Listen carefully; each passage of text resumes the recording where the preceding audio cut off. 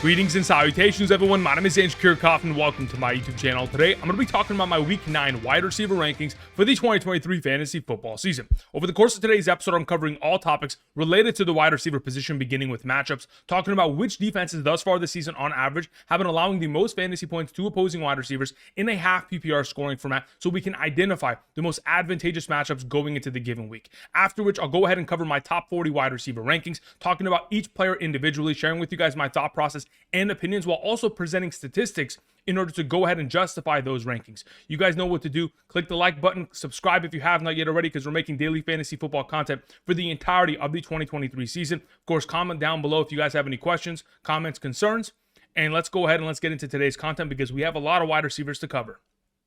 So as you guys can see to the right side of the screen, we have 2023 wide receiver receiving statistics allowed. The number one ranked team of the Philadelphia Eagles, they have allowed the most fantasy points per game to opposing wide receivers thus far this season on average. Of course, they have played every single week. They have not had a bye week, but the fact that they have been targeted, wide receivers have been targeted 217 times against this secondary and this defense is a ridiculous number, especially when you take that into account in comparison to all of the other teams in this category. Yes, the Washington Commanders are number 2. They've given up their fair share of points, but wide receivers against them have only been targeted 148 times comparatively. But nonetheless, we want to take advantage of these opportunities. CeeDee Lamb taking on the Philadelphia Eagles, Demario Douglas taking on the Washington Commanders, the Los Angeles Chargers, of course, will have Garrett Wilson. These are the matchups we want to take advantage of. Now, in regards to some of the more difficult matchups where we may want to avoid or potentially be careful with, the New York Jets. Of course, the New York Jets have been stopping a lot of opposing wide receivers over the course of this entire season. That really hasn't been a surprise considering how great their secondary has played. Keenan Allen will definitely have a tough trot going into the given week. The Dallas Cowboys, of course, they've played well against opposing wide receivers. That doesn't mean that I'm not starting guys like A.J. Brown, DeVonta Smith, Keenan Allen just because they're in difficult matchups. Just wanted to go ahead, present these statistics. You can utilize them the way you would like, but I'll refer back to these statistics over the course of today's video. Outside of that, let's get into talking about my top 40 wide receiver rankings. And keep in mind, rankings are always subject to change. Between now and Sunday, there's absolutely going to be injury information, whether it's quarterbacks, whether it's offensive line, whether it's defenders, cornerback, safeties, that are absolutely going to adjust these overall rankings before we get to Sunday morning's live stream that begins at 6 a.m. this upcoming Sunday, because there is a Germany game starting at 6:30 a.m. Pacific Standard Time. So I'll be live streaming for 4 hours. If you're interested, swing on by, get your questions answered, all that kind of jazz. Now, for those of you who potentially don't want to wake up that early and want to go ahead and enjoy your Sundays, be sure to go ahead, travel down to the description of the video and check out Underdog Fantasy. At this current moment in time, if you use code Andrew and make a first-time deposit minimum of $10, every single Sunday morning for the remainder of the season, I will be sending you guys my rankings, which are by position, by tier, half PPR, full PPR, includes top 120 flex. These rankings are all-encompassing, so regardless of what you're doing on Sunday mornings, you have an advantage upon your league mates. Not only that, you'll also get the first-time deposit match up to $500, so take advantage of the opportunity. Check out the map to the right side of the screen to determine your eligibility based on your current location. And if, again, you've signed up before Thursday's game, you could take advantage of Kenny Pickett, new customer special, 0.5 total yards going into the game. I'll go ahead and put together a couple pick'em slips in tomorrow's episode, quarterback and tight end rankings prior to the game to set you guys up. But again, you can take advantage of Kenny Pickett and start off the week the right way. All right, let's get into talking about my top 40 wide receiver rankings. We begin with our number 1, playing in Germany early on Sunday morning. Tyreek Hill taking on his former team, the Kansas City Chiefs. We were waiting for this matchup for quite some time, and my expectation is a huge performance out of Tyreek Hill in a revenge game. It's time for him to send a message as to, hey, maybe you guys shouldn't have traded me. Maybe I am more valuable than you guys really thought I was. And it's time for him to go ahead and put up a pretty number against his former team's secondary. Of course, Tyreek Hill thus far this season, he has been outstanding. 8 games, he has 61 receptions on 87 targets, 1,014 receiving yards in just 8 games.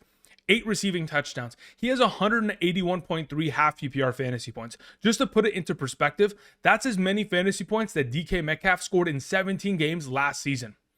Just putting it into perspective, of course, Tyreek Hill a must start in the revenge game. Number 2, we have Jamar Chase taking on the Buffalo Bills. This is a matchup that we have seen going back to last season's playoff game between these two teams in Buffalo, a snow game. In that contest, Jamar Chase, of course, balled out, 5 catches, 61 and a touchdown, 15 fantasy points. We'll take that. And as of late, Jamar Chase, 8 targets for him, 5 receptions.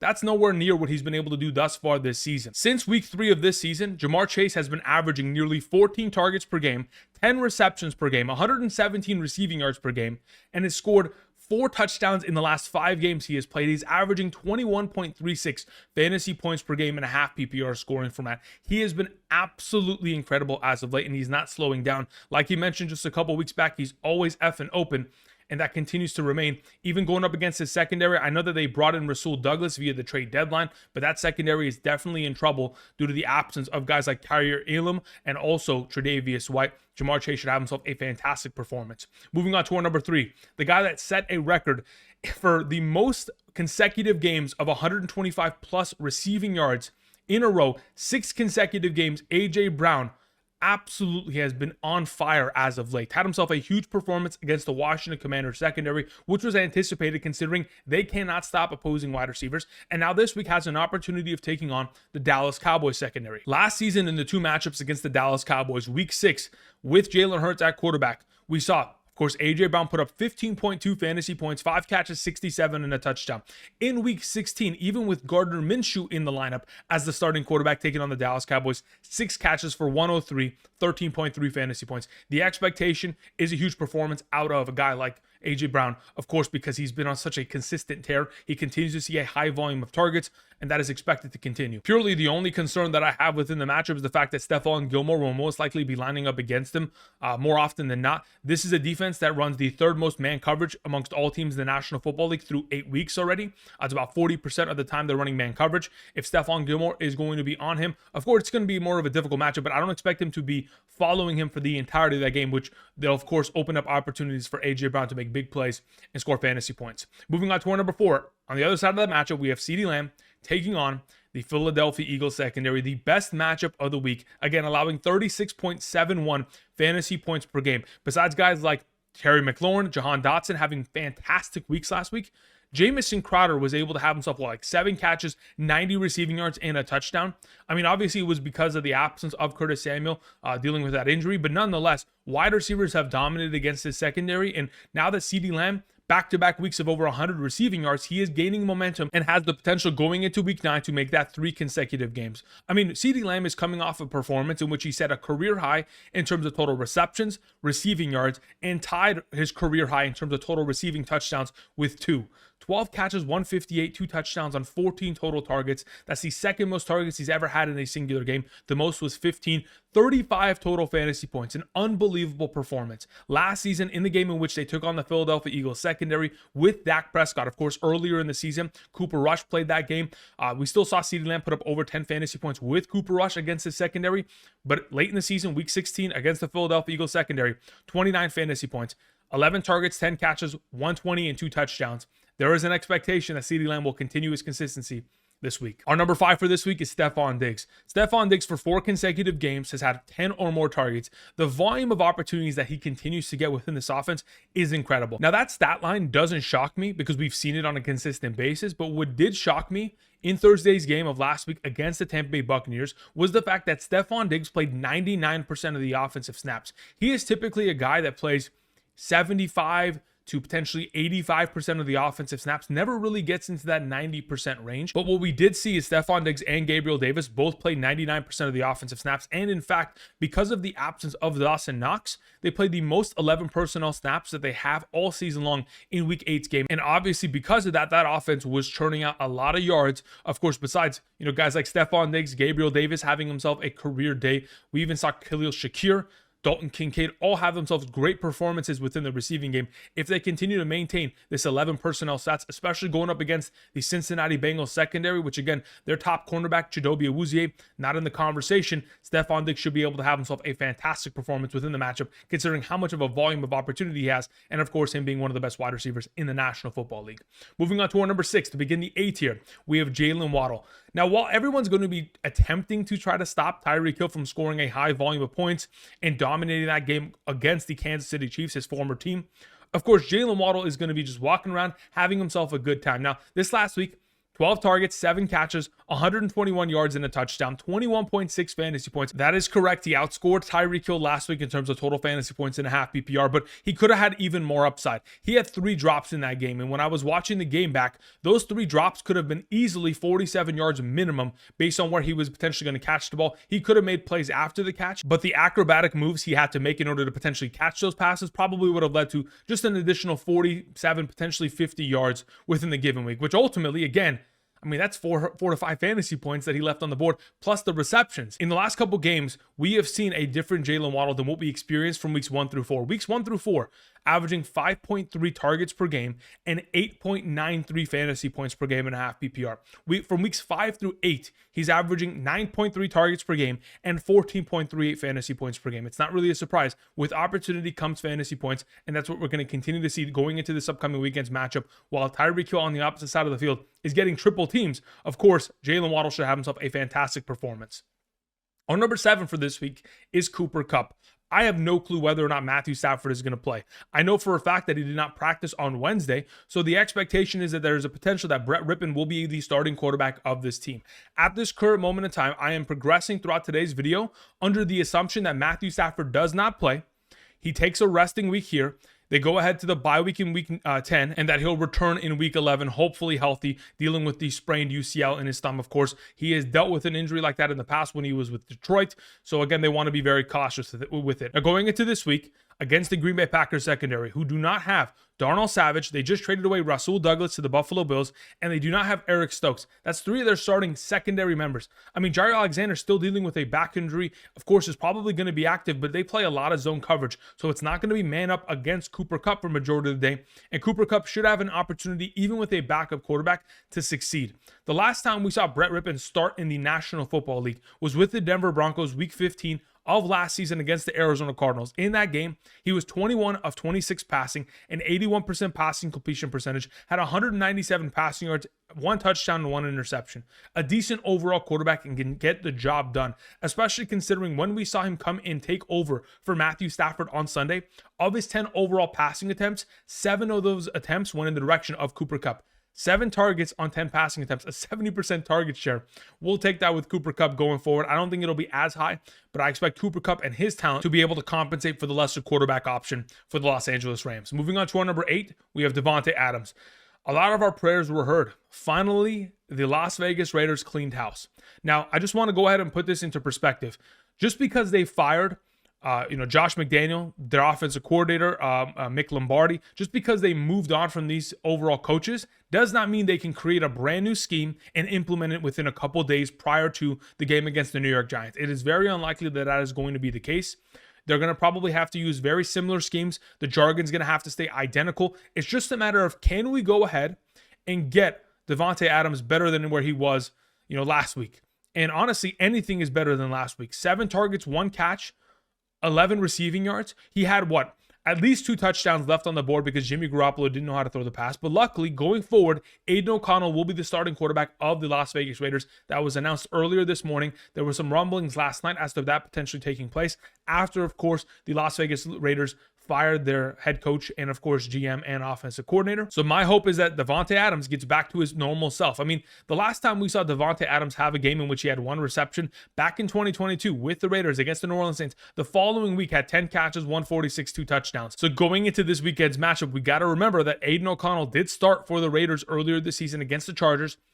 And Davante Adams in that game, 13 targets, 8 catches, 75 yards. We're hoping for a high volume of opportunity and, of course, just decent quarterback play in comparison from what we've seen from Jimmy Garoppolo in the last couple performances that he has put forth. Against the Giants, who play the most man coverage in the National Football League, I'm expecting Davante Adams to have himself a huge performance in a bounce-back week. Moving on to our number 9, we have Adam Thielen.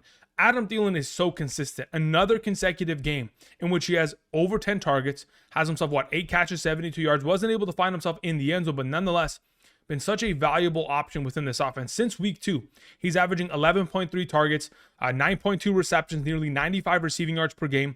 He has scored a touchdown in 2 out of every 3 games he plays. He's averaging 18.5 half PPR fantasy points per game. With Bryce Young thus far this season, not including week 1, he's getting himself a 31% target share. He's been able to get himself 11 plus targets in each of the last 3 games. How much more can we ask from a veteran wide receiver as such?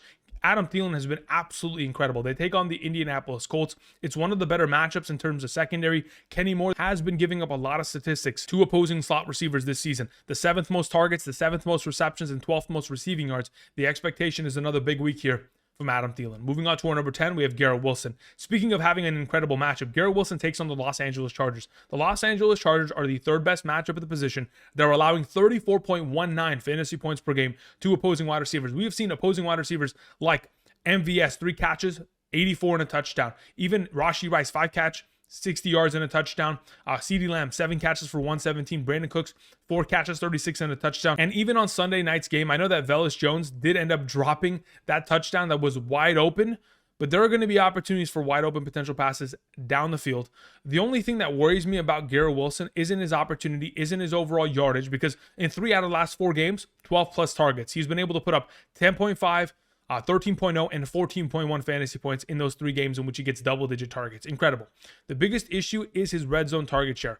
Of the 22 overall passing attempts that Zach Wilson has had in the red zone, only 3 of those overall attempts have gone in the direction of Garrett Wilson, while 10 of them have gone in the direction of guys like Allen Lazard. Of course, he prefers him down in the red zone, but we're hoping that, of course, some of those overall opportunities go in the direction of Garrett Wilson and make him an even better overall option within the given week. Moving on to our number 11. On the other side of this matchup, we have Keenan Allen taking on the toughest matchup at the position. They're allowing just 16.09 fantasy points per game, and I believe that alone makes it very difficult to trust guys like Josh Palmer and or Quentin Johnston. But starting Keenan Allen is an automatic every single week. He has had 9 or more targets in 6 of the last 7 games he has played. He's playing 63% of his overall offensive snaps within the slot position. He will be facing Michael Carter II for majority of the day in terms of coverage. But nonetheless, Keenan Allen is expected to have himself another one of these big performances. Hopefully, he can bring in a touchdown to make himself even more of an upside play within the given week. Moving on to the thumbnail of today's episode, we have Michael Pittman Jr. Over the course of the last couple games with Gardner Minshew starting, we have seen Michael Pittman Jr. dominate. In fact, in the last 4 games in which Gardner Minshew has started this season, the target counts of Michael Pittman Jr. have been 11, 14, 5, and 13. Incredible numbers across the board. He's coming off a performance of 14 fantasy points, scored a touchdown for 2 consecutive games, but in those 4 games, he's been averaging 14.23 fantasy points per game, while also being able to maintain a 26.4% target share within this offense. It is very difficult for me to not start Michael Pittman Jr. every single week. This offense with Gardner Minshew is continuing to churn out great performances, and even though they don't win, they score a lot of points as an offense, which is great to see. They take on the Carolina Panthers. This is a secondary that you could absolutely take advantage of, and while the running backs of the Indianapolis Colts are gashing that defense, it's only going to open up more play action opportunities down the field for the wide receiver options like Michael Pittman Jr. and, of course, Josh Downs, who we'll talk about in just a moment. Moving on to our number 13, we have Mike Evans. Mike Evans is a deep receiving threat option every single week, and luckily last week was able to bail out his overall performance with that receiving touchdown late in the game. And he's obviously demonstrated that over the course of the season. He has scored 5 receiving touchdowns in the last 6 games. Again, for those of you who are, Mike Evans managers, he has been incredible. He's a must start every single week, even though going into this upcoming game against the Houston Texans, in terms of matchups, the Houston Texans have only allowed 2 receiving touchdowns to opposing wide receivers. We're talking about a wide receiver that every time he is in a one-on-one situation, unless he's going up against Marshawn Lattimore, is always on the advantageous side. Moving on to our number 14, beginning the C tier, we have DeVonta Smith. DeVonta Smith returned to us and finally had himself a fantastic fantasy performance. Of course, thus far this season has been extremely inconsistent with his overall performances in comparison to last year. So coming off a great game of 99 yards, a receiving touchdown, 7 receptions, 7 targets, we'll take that. We'd love to see it. But that was against one of the better matchups at the position. Now you have to go up against the Dallas Cowboys. But in the past, we have seen DeVonta Smith, whether it's with Jalen Hurts or Gardner Minshew, ball out against their division rivals. Last season in week 6, in the matchup, 5 catches, 44 and a touchdown, 12.9 fantasy points and a half PPR with Jalen Hurts. In week 16's matchup with Gardner Minshew against the Dallas Cowboys secondary, 12 targets, 8 catches, 113, 2 touchdowns, 27.3 fantasy points. My expectation is that this secondary, of course, is going to be playing a lot of man coverage. And when you do so against such talented wide receivers like A.J. Brown, and of course, a guy like DeVonta Smith, considering the talent that DeVonta Smith has demonstrated over the course of his career, of course, he's in line for having a huge game here against the Dallas Cowboys secondary. Moving on to our number 15, we have Gabriel Davis. It is almost impossible to know what to do with Gabriel Davis every single week. If he scores a touchdown, he's going to be incredible. But thus far this season, technically, he has scored touchdowns in games more often than he hasn't. He has scored 5 touchdowns in the last 8 games. Of course, so we're going to go ahead and continue with the idea that majority of the time, he is scoring touchdowns rather than not. So, of course, we're going to go ahead and start him. He has incredibly high upside. He has incredibly low downside. His floor is like 1 or 2 fantasy points, which is obviously brutal. But in a lot of these scenarios, you have to start him, especially considering where this Buffalo Bills offense is transitioning towards. Diggs and Gabriel Davis both played 99% of the offensive snaps. They played the most 11 personnel that they have all season long because of the absence of Dawson Knox. And if that's only going to continue, potentially Gabriel Davis will be in line for more targets. Because last week, he had the second most targets in a game throughout his entire career, had 12 targets. He set a career high in terms of total receptions with 9. Led to 87 receiving yards and a receiving touchdown. The hope is that that momentum is only going to continue. And if he's on the field for majority of the game, he has more upside to potentially catch even more passes within the given week. Moving on to our number 16, we have DeAndre Hopkins. Look at this route tree that he ran. Now, last week, Will Levis really did elevate the play of DeAndre Hopkins. We had not seen DeAndre Hopkins at this level at all this season because of the efforts of Ryan Tannehill. Now that you have an actual quarterback that is not afraid of throwing the ball deep down the field and is willing to trust that this future Hall of Fame wide receiver can go down and make a 61-yard, 16-yard, and 47-yard receiving touchdown over the course of the game, of course, just continue to pepper him with targets. They take on the Pittsburgh Steelers. It is the 4th best matchup at the position. They're allowing 32.31 fantasy points per game. I mean, they've given up 6 catches for 83 against Ridley in the rain, 8 catches for 154 to Puka Nacua. Of course, 7 catches, 168, and 2 touchdowns to Nico Collins. 13 catches, 172, and 2 touchdowns to Davante Adams. So why not a guy like DeAndre Hopkins on a short week, taking on a secondary that cannot cover number 1 wide receivers over the course of this season? So the expectation is that DeAndre Hopkins, with a quarterback like Will Levis that trusts him and is going to be told, hey, just throw it up, I'll go make a play. As long as he is not afraid to throw the ball, which he obviously demonstrated that he is not, DeAndre Hopkins is in line for a potential big week here. Moving on to our number 17, we have Terry McLaurin. Terry McLaurin has been great. And quite frankly, he continues to improve in comparison to where they were earlier in the season. Weeks 1 through 3 was only commanding a 16% target share. And that in itself, not great, especially considering how talented Terry McLaurin is. Throughout those games, only averaging 8.37 fantasy points per game. From weeks 4 through 8, being able to command a 22% target share, averaging 12.68 fantasy points per game, and has been able to get 9 or more targets in 4 of the last 5 games they have played.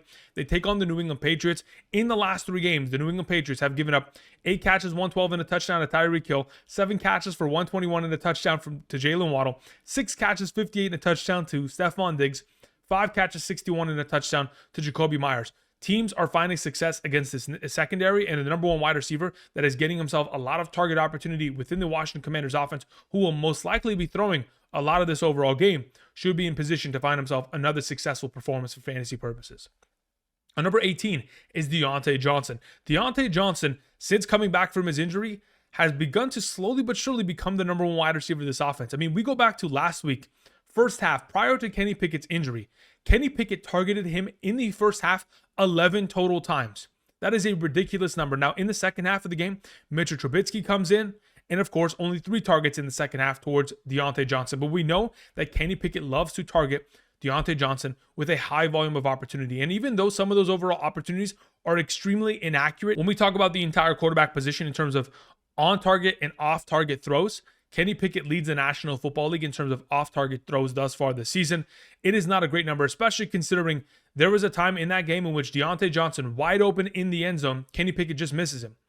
That in itself is tough, especially considering Diontae Johnson hasn't scored a touchdown since January 3rd of 2022. Hopefully we can get that off of his overall resume, get him back into the end zone.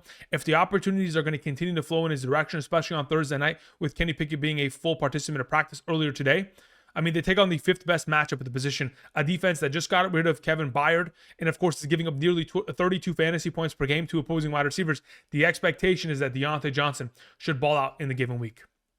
Moving on to our number 19, we have Chris Olave. I understand that Chris Olave has been, relatively inconsistent as of late, but oftentimes it's him and other times it's Derek Carr. I mean, there are going to be passes, like when I watched back this game against the Indianapolis Colts, there's a couple passes that are literally 10 yards over Chris Olave's head, and I'm thinking, what is Derek Carr doing? He's trying to throw a pick. And then there are other instances where Chris Olave is wide open, and for some reason, he doesn't even look up for the ball. It bounces and ricochets right off of his helmet. Otherwise, he catches that pass, 30-yard touchdown easily. Unfortunately, there's going to be these give and takes. There's going to be a lack of chemistry, but hopefully they'll begin to kind of patch it up. They take on the 13th best matchup of the position, taking on the Chicago Bears secondary this week. They're allowing nearly 30 points per game to opposing wide receivers. It is an advantageous matchup in my mind, especially considering how well this defense has played in terms of stopping the run. Over the course of the last couple weeks, since week 5, they've been one of the best, if not the best, run-stopping defense in the National Football League. They also just traded for the Commanders' defensive lineman Sweat, so if they bring him in, bolster this run-stop defense even more, it's going to open up more opportunities for Derek Carr to pass the ball down the field to his number 1 target, Chris Olave. Moving on to our number 20, we have Josh Downs. Josh Downs with Gardner Minshew in the 4 games in which Gardner Minshew has started this season has seen 12, 8, 6, 9 targets. Unbelievable numbers for Josh Downs, the rookie wide receiver, and is continuing the ball out in those 4 games, averaging 13.0 fantasy points per game and garnering a 21.5% target share. Incredible numbers across the board. Even though he is the number 2 to Michael Pittman Jr., that's fine. He's going to play in the slot position. He's going to get his opportunities. He's going to score his fantasy points. Again, coming off of a week in which he took on Alontae Taylor, one of the cornerback matchups in the nickel position that isn't great. Hasn't been able to cover opposing slot wide receivers all season long. I mean, of course, 7 catches, 72 yards. Wasn't really a surprise. A great overall performance. Has even more upside in the chamber, though. We know that he could score touchdowns, especially when they get down into the red zone. I think that this is going to be a conversation in which the Panthers defense cannot stop the run. And when that takes place, it's only going to open up more opportunities for these receiving threats down the field when, of course, those linebackers, those safeties want to come up and make plays in order to stop the run. Moving on to our number 21, we have Chris Godwin. Now, Chris Godwin's situation is very similar to one that we talked about with Jaylen Waddle. Weeks 1 through 3 wasn't great. Was only being targeted 6.3 times per game for 7.53 fantasy points per game. But as of late, from weeks 4 through 18, we have seen Chris Godwin averaging 9.3 targets and 12.75 fantasy points per game. They're beginning to give him far more opportunity, and he's beginning to score some touchdowns, which is incredible. As long as he continues to get these opportunities, fantastic. And even though Mike Evans is considered the guy that scores the touchdowns within that offense at the wide receiver position, when you look at the red zone target share within this offense, amongst all receiving options, Chris Godwin has the most red zone targets, whether that's just in the red zone in general or even inside the 10-yard line. As long as Baker Mayfield continues to look in the direction of Chris Godwin, he'll continue to have even more upside on top of the receptions of receiving yards he continues to pile up. Moving on to our number 22, we have DK Metcalf. DK Metcalf continues his streak from last season in terms of averaging 10 fantasy points per game. Thus far this season, he is averaging 10.98 fantasy points per game in the games in which he has played. Last season was averaging 10.69 fantasy points per game. Now, he's coming off of a week in which he had 14 total targets, was only able to actualize 5 of those total receptions for 67 receiving yards, but the opportunity is there, and he'll continue to maintain the number 1 receiving role within this offense. And of course, this offense has looked better and better as the weeks have progressed. Geno Smith's playing better. We're getting far more production out of guys like Tyler Lockett, Jackson Smith, and Jigba. Jake Bobo is being able to contribute every single week. The backfield has 2 dynamic running backs. This offense is absolutely firing on all cylinders. It's just a matter of, can we get DK Metcalf to just score more points, score a touchdown, get far more yardage with the overall opportunities? I think it's possible. Taking on the Baltimore Ravens secondary, it is a difficult matchup. They're one of the best defenses in the National Football League, and with that, I rank DK Metcalf a little bit lower, but he always has the potential to make a singular play to make his overall week.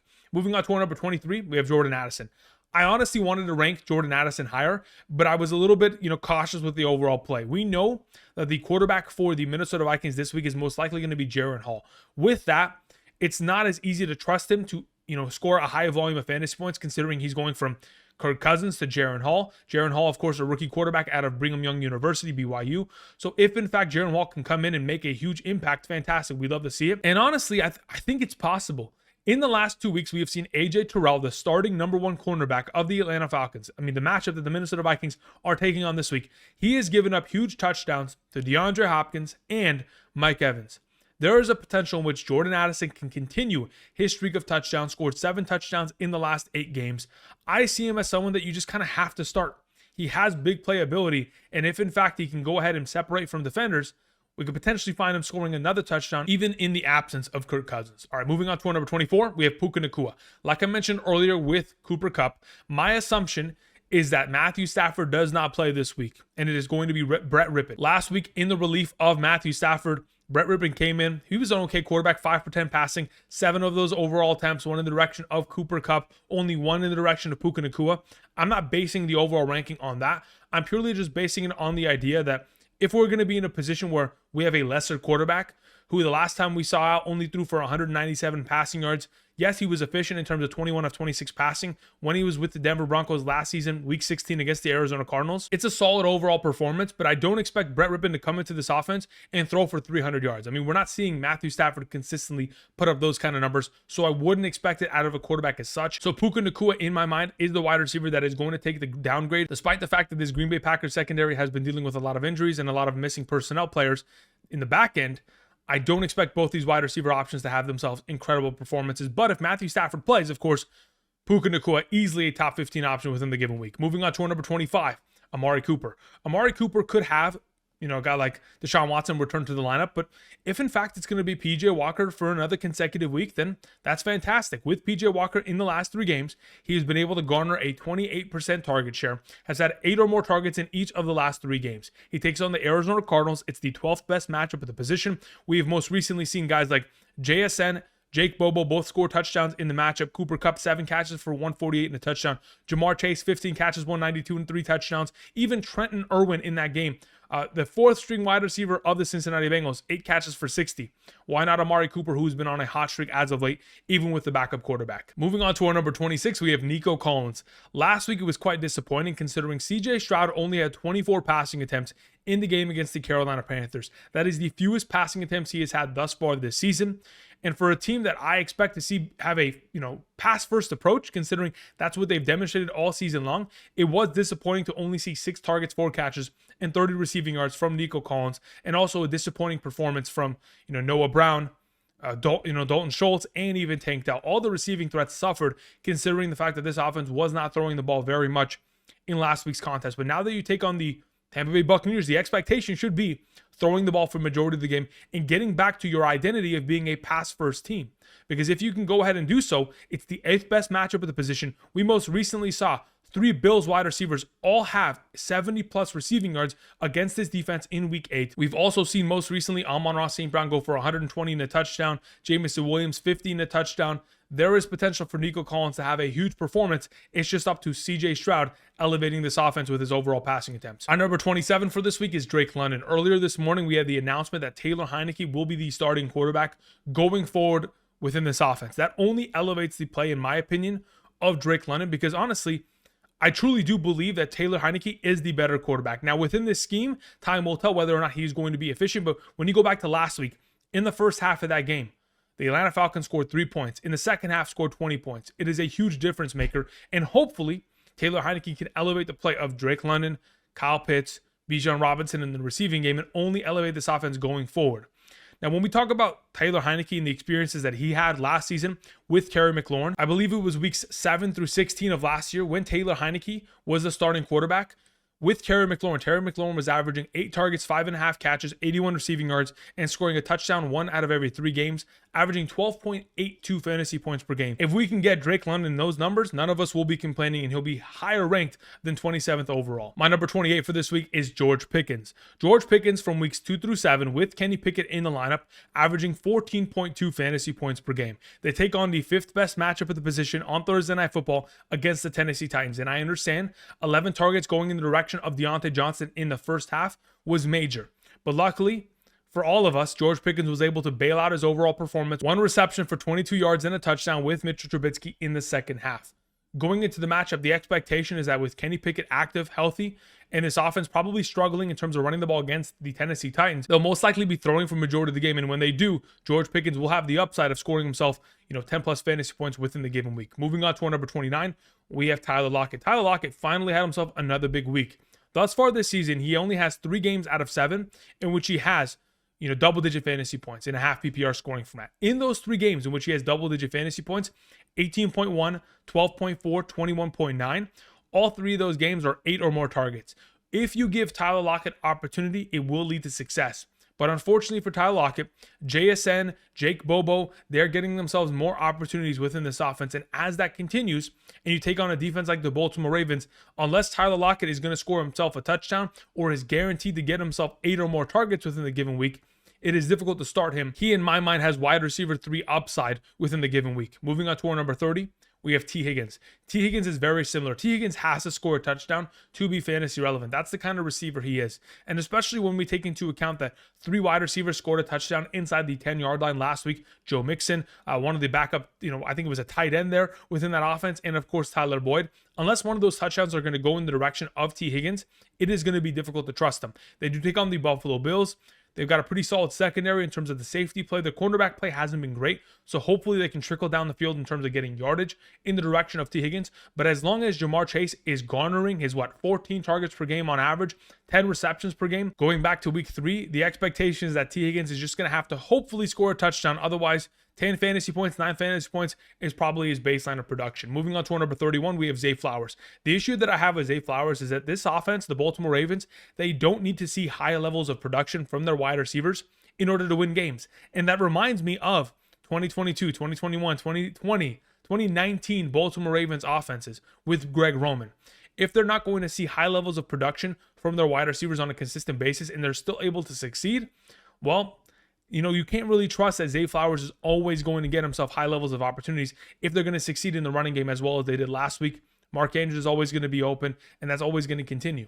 So my mind is when you take on the Seattle Seahawks and how well that secondary has played now that they're healthy, they've been able to lock down a lot of wide receivers. Ja'Marr Chase, Marquise Brown, Amari Cooper. Yes, they've had their yardage counts over the course of the last couple weeks, but in terms of ultimate upside, they haven't really given up much. My expectation, it's a tough matchup going up against the Seattle Seahawks. Zay Flowers is a solid wide receiver 3 option. Moving on to our number 32, we have Jakobi Meyers. Like I mentioned earlier, with Davante Adams having 1 reception last week, and now that Jakobi Meyers is coming off a week in which he only had 1 reception for 19 yards, you can only go up from here. Aiden O'Connell taking over the quarterback duties, hopefully is going to play better than Jimmy Garoppolo. Of course, he's going to have his rookie struggles, but hopefully Jakobi Meyers is going to continue to see a higher volume of targets as the number 2 receiving threat, but you never know. Going forward with a new play caller, with a new kind of offensive approach, I know they're not going to, change much within one given week, but going forward, we may see more Hunter Renfrow, more Michael Mayer, more potential Josh Jacobs in the receiving game, and that all could impact Jakobi Meyers. That's why I have him as low as number 32. Moving on to our number 33, we have Marquise Brown. If Kyler Murray plays this week, I would venture to say that Marquise Brown would be ranked in my top 18 wide receivers. If Clayton Tune is going to be playing and they're taking on the Cleveland Browns coverage, that is why he is ranked here at 33. We all know that Marquise Brown in difficult matchups is always capable of scoring a touchdown and putting up over 10 fantasy points. I'm not banking on that idea with Clayton Tune, considering I don't know what to expect out of the rookie quarterback. So for now, I'll just assume that he's going to be a solid wide receiver 3 option, has the upside of a touchdown every single week. But if Kyler Murray suits up for the Arizona Cardinals this week, will absolutely be a top 18 potential starting option. Moving on to our number 34, we have Demario Douglas. Like I mentioned in terms of waiver wire pickups, Demario Douglas is going to be the guy going forward and should be the primary receiving threat of this offense. With Kendrick Bourne's season-ending injury, Devontae Parker dealing with a concussion, Juju Smith-Schuster phased out of this offense and now is only playing reluctantly because of the fact that these other wide receivers are injured and is playing on the outside. Demario Douglas as the inside primary wide receiver in the slot position should be dominating with Mac Jones. He has seen 13 targets in the last 2 games. They take on the second best matchup of the position, taking on the Washington Commanders. My expectation is a big week here from Demario Douglas, who is an elusive wide receiver that can absolutely make plays after the catch. Just got to go ahead and pepper him with targets every single week. Moving on to our number 35, we have Christian Watson. Christian Watson always has the upside of scoring, a touchdown on one singular play. I've mentioned that multiple times this season. That's what we were hoping for this season. But unfortunately, we're talking about the worst offense in the National Football League in the first half, putting up 4.1 points per game thus far this season. Now, obviously, those negative game scripts, far more passing in the second half, but that really hasn't transitioned into Christian Watson playing well. This defense is seeing a lot of too high safeties because defenses want to ensure that Christian Watson can't take over a game. But even in the opportunities that Christian Watson has down the field, look at the overall passing attempts down the field. There's a couple deep shots there. But unfortunately, Jordan Love is just not a good enough quarterback to be able to help Christian Watson get to that next level. Thus far this season, Jordan Love has the 3rd most passing attempts, 20 or more yards down the field. Of those 35 attempts, only 9 of them have been completed. That's a 25.7% completion percentage deep down the field. That is the 2nd worst passing completion percentage of the category, only second to Mac Jones. If Jordan Love plays better, Christian Watson, Romeo Doubs, Jaden Reed can all play better. This offense can go ahead and take a next step forward. Until then, Christian Watson, a low-end wide receiver 3. Moving on to our number 36, we have Tank Dell. Like I mentioned earlier on in today's episode with Nico Collins, unfortunately, both of these wide receivers, Nico Collins and Tank Dell, were underwhelming, primarily because this team only threw the ball 24 times. That is the fewest amount of times they've thrown the ball thus far this season in a singular game. Now they have an opportunity of taking on the Bucs, the 8th best matchup at the wide receiver position. The Bucs just gave up 70 receiving yards to 3 different wide receivers on the Buffalo Bills. I would hope that CJ Stroud sits back in the pocket and, of course, slings the ball 30, 45 plus times in the given week. Because if, in fact, he does, Tank Dell will absolutely be a better play for fantasy purposes. Moving on to our number 37, we have Rashee Rice. Rashee Rice, 4 receptions minimum in each of the last 4 games. He has scored 2 touchdowns in the last 4 games. Unfortunately, this week will probably be in coverage against guys like Xavier Howard and or Kader Kohou or Jalen Ramsey. This is not going to be an easy game, but if we have Patrick Mahomes feeling a lot better and having to keep up with the Miami Dolphins offense, the expectation will be a lot of passing in this game. Hopefully a higher scoring game in which Rashee Rice can absolutely outperform the number 37 rank. Moving on to our number 38, we have Michael Thomas. The expectation primarily is it's either him or Rashid Shaheed that is going to score a touchdown. This is a matchup that is advantageous, specifically in the secondary. So if, in fact, one of those 2 wide receivers find themselves open, while typically Michael Thomas is the guy that'll get himself targets, within the red zone. Hopefully, Michael Thomas can find himself some opportunities here, but the targets have been continuously flowing in. As long as he makes plays in terms of receptions, receiving yards, touchdown upside is always going to be on the table. Moving on to our number 39, Romeo Doubs. Speaking of touchdown upside, he's been able to score some fantasy points each of the last couple of weeks, basically saving his performances in the second half with touchdowns, primarily because his offense sucks in the first half and there are negative game scripts. I'm hoping against the LA Rams, if the LA Rams offense is not going to be, as potentially high upside without Matthew Stafford, there may be a situation in which, short field opportunities, Romeo Doubs in the first half could find himself success. It is all contingent on the overall play of Jordan Love. Moving on to the final option I wanted to mention, it is DJ Moore. I don't trust him with Tyson Bagent. I don't trust him against the New Orleans Saints. Last season in the 2 matchups against the New Orleans Saints, he was locked down in both games, only had 1 reception in both those contests. That is worrisome, but hopefully Tyson Bagent can continue to pepper him with targets, hopefully not as close to the line of scrimmage as they have been, and hopefully some deep passing threats that open up this offense a little bit more for their overall potential, because they will be throwing for majority of this game. All right, guys, that's going to cover for me today. Thank you, everybody, for watching. Again, if you guys haven't yet already, be sure to subscribe to the channel. Click the like button down below. If you guys haven't checked out Underdog Fantasy, do so today to get my updated rankings every single Sunday morning for the remainder of the season. All you got to do is use code Andrew and make 1 first-time deposit of $10 minimum, and you're good to go. Tomorrow, I'll be back with quarterback and tight end rankings. Thank you, everybody, for watching, and until next time, I'll see you guys. Peace.